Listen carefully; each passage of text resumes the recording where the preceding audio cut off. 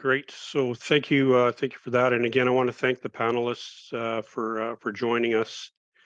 And now we're going to welcome Fardos back for closing remarks and to bring close a remarkable 2 days that we've all shared together. Over to you, Fardos. Thank you, Huff. And I was going to say you told Larissa to be the host next year, but then she just jumped in and volunteered herself. So I also will check that off. And I think we got it on record now. So Larissa, yeah, you'll be hosting next year.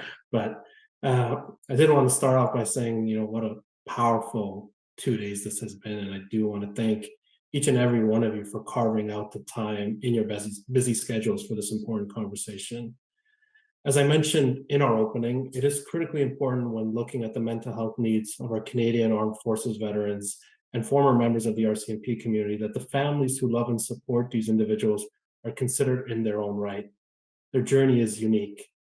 Earlier this week, we did publish an editorial in the Hill Times, and in highlighting the need to move conversations about mental health out of the shadows because of stigma, we focused on a relatively new conversation.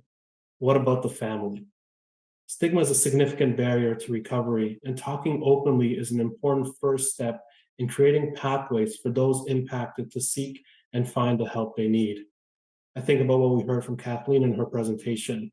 We need to hear your stories. We need to honor that. Open, authentic, honest stories are key. And Helena and Jairus, how important it is to open up these conversations to children using strength-based strategies to help them understand OSIs. There are many layers to what stigma is, what causes it. And I would say that even in this conversation, how could stigma play a role in the loved ones and caregivers from speaking up and saying that you indeed have needs as well? In the conversation we've had over the past 2 days, we've identified that the family in and of itself must be considered for their own needs with appropriate resources allocated to them, to you.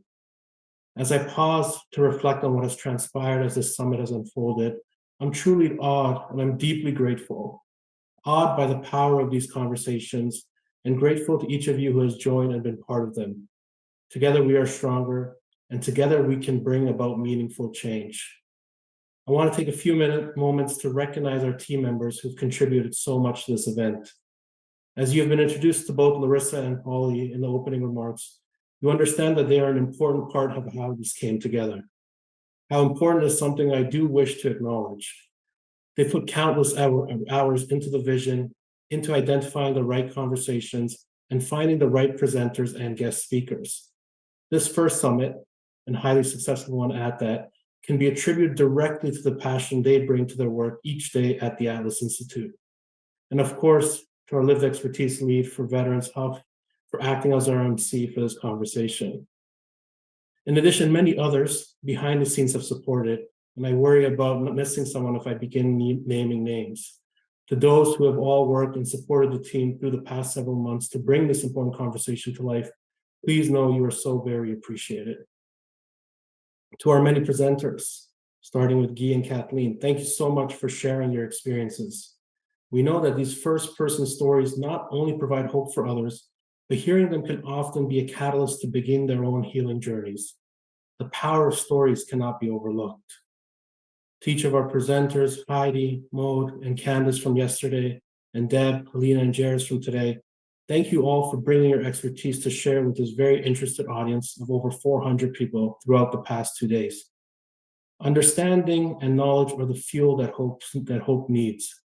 And for those with loved ones who are struggling, giving you hope while acknowledging your own value and your own needs, what these professionals have brought is what you have identified you were seeking in the questionnaires we had attached to registration. And finally, to our panelists. When it comes to conversations that matter, those from lived experience are so critically important. Bethany, thank you for bringing the perspective of an adult child.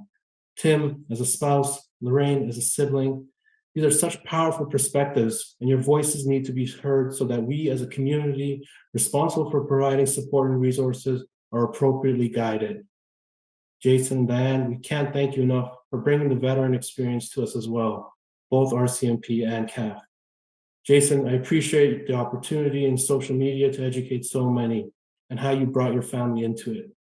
Thank you for your role in our panel and bringing this layer of experience and expertise to the conversation. Lived experience in itself is expertise. Thank you for opening up the conversation and showing how these interactions have strengthened your families. And to each of you for your personal insights about hope, from the pockets of normal like hockey bags to the power of knowing help was available to you and the courage to take that help and become the best you and your loved ones can be. It truly does take a community to solve complex issues. You've identified the importance of your communities in helping make sure that you feel seen and supported in your own right, and how you build that community. This has been, in my opinion, a highly successful event, and that success can be measured in who showed up. Each of you, whether as a speaker, a presenter, or an audience member. You're here because you know that families matter, and we collectively can make a positive difference when we are aligned in purpose. So thank you for that, for inspiring us to continue to work and support this highly deserving community. Thank you, thank you, thank you. In closing, the sessions from yesterday and today will be made available to you over the next few days. This way you can revisit sessions you felt were impactful, and I also encourage you to share what you've learned with others in the community who might not have been able to attend. There's a lot of power in not feeling alone. Please share this with as many people as you can, and hopefully we'll be able to see you all here next year.